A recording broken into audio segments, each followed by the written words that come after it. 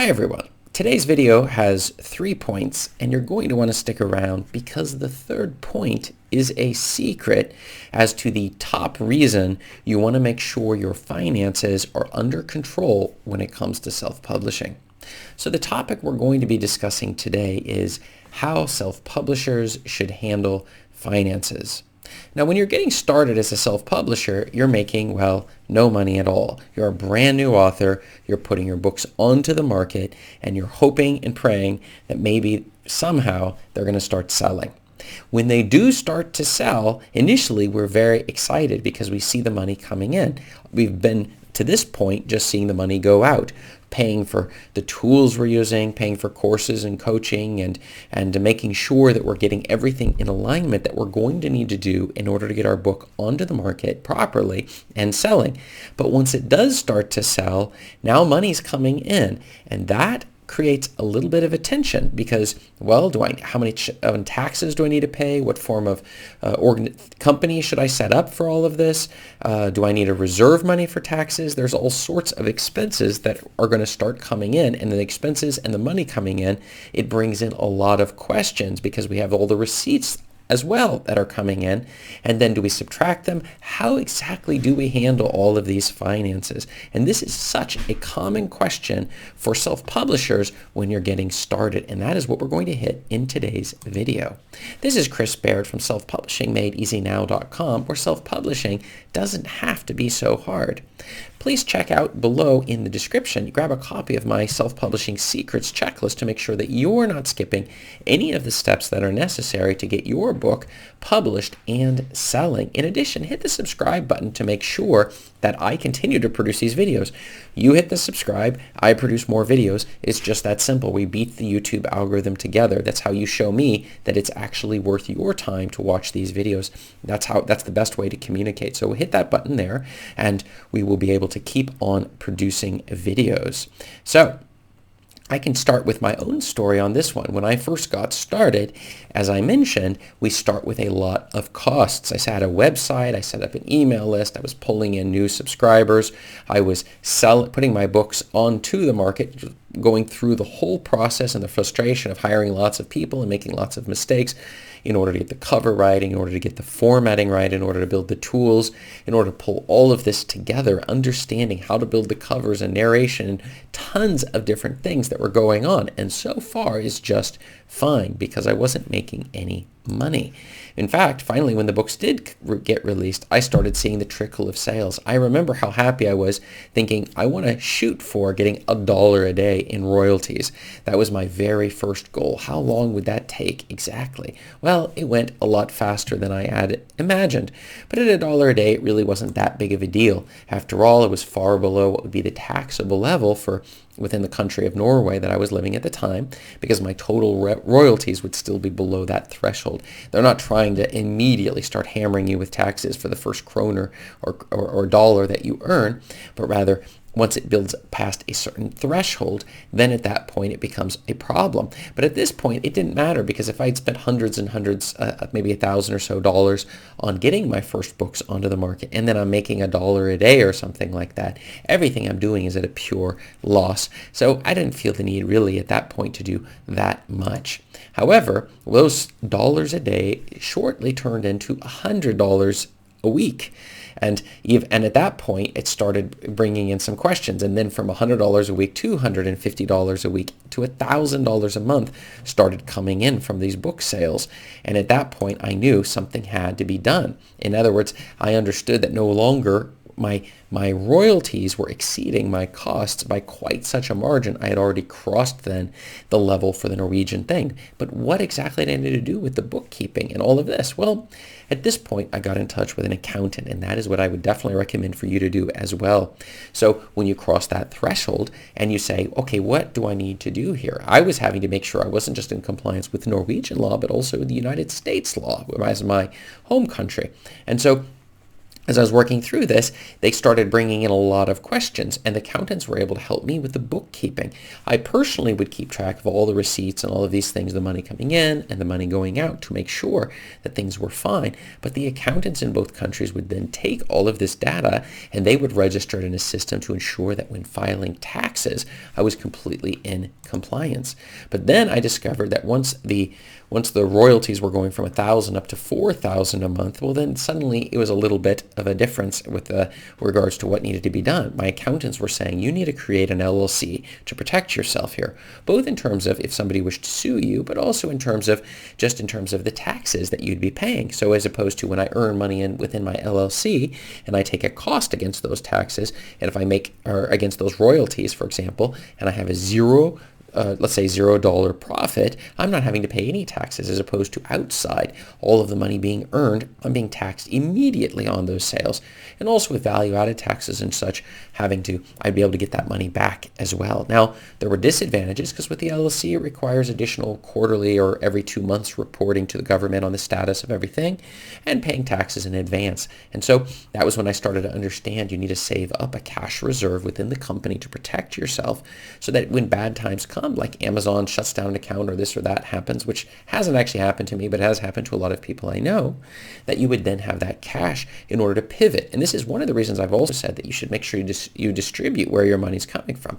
We want it coming from multiple different places across the internet, so that we do not have a problem. So your books are being sold on multiple platforms in multiple formats. So if something happens on one of those platforms, like maybe Amazon decides to say we're cutting the royalties in half, you're not going to be in a world of hurt. You have enough time and money in order to ensure that you survive that entire process. And within the LLC that I had created, I then had the protections of that. And I knew with my accountants on both sides of the ocean that we were also protected, that my accounting was being done exactly correctly. And the other thing that was so important was my accountants would look at the situation based upon the exact money coming in and going out, and we'd be sure to fill out the tax forms to maximize the earnings I'd be getting and to minimize the taxes I would be paying within the companies. And for me, I am incredibly happy to pay taxes in both of these countries to make sure that I am in compliance and for the way the tax monies are used. And the more taxes I'm paying, the better for the societies. And at the same time, the more earnings I'm getting that would trigger these additional taxes. But I don't have the desire to pay taxes I'm not required to pay. It's not about handing out money for free to the governments. And these accountants were able to help me.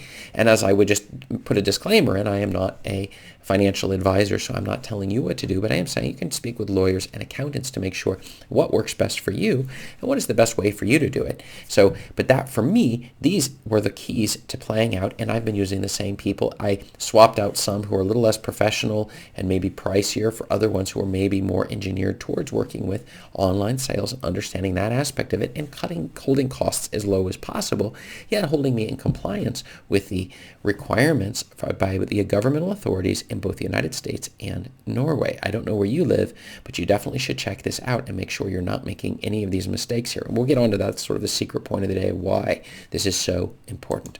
But here's the second one. How self-publishers should handle finances.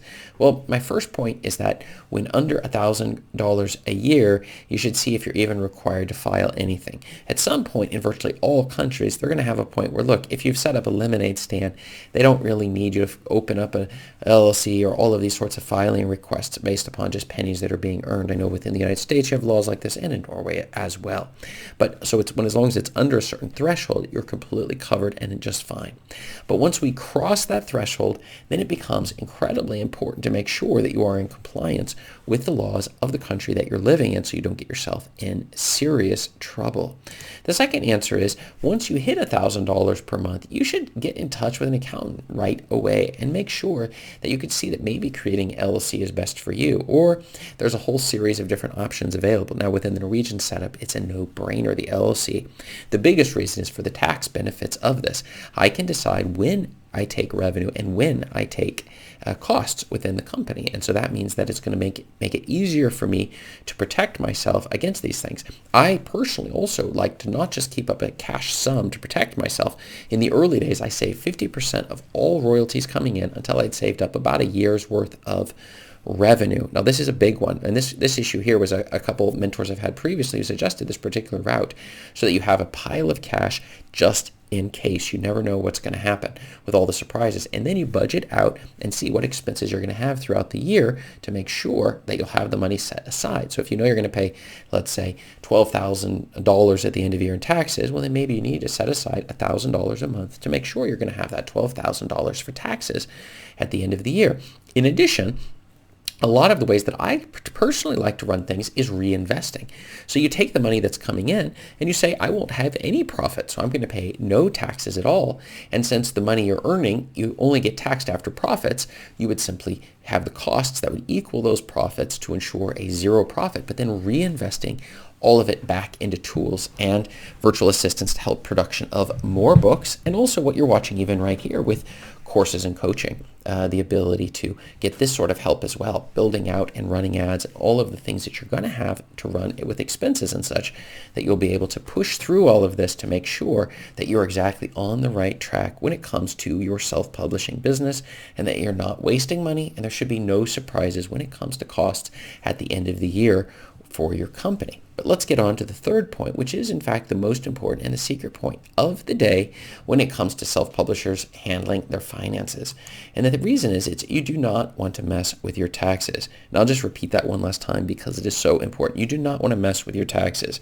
Your entire company will sink. You will be found personally liable for whatever's going on. Again, I'm not a lawyer, so I'm not telling you what will or won't happen, but I can say it's going to be terrible. I highly recommend complying with the laws of the country you find yourself self-publishing in to make sure that with this compliance, you don't have a surprise. I can't tell you how many times I read in the newspaper people who are millionaires, sports players, people on TV, and musicians, right, who are cheating in taxes. Or cryptocurrency was another one. We saw somebody recently, McAfee, I think it was, getting in serious trouble for not paying taxes. So please do yourself a favor and do me a favor as well, because I'm wishing the best for you as well. As a fellow self-publisher, I'm in the same game as you are. And don't do something that's going to put everything you've ever done at risk. Instead, pay the taxes that are necessary. But don't think this is simple. The taxes are crazy complicated.